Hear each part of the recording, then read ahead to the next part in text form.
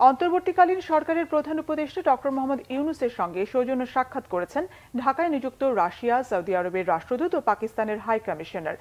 রাষ্ট্রীয় অতিথি ভবন যমুনায় বিকেল ৩টায় প্রধান উপদেষ্টা ডক্টর মোহাম্মদ ইউনূসের সঙ্গে সাক্ষাৎ করেন রাশিয়ার রাষ্ট্রদূত আলেকজান্ডার মন্টিটক্সি।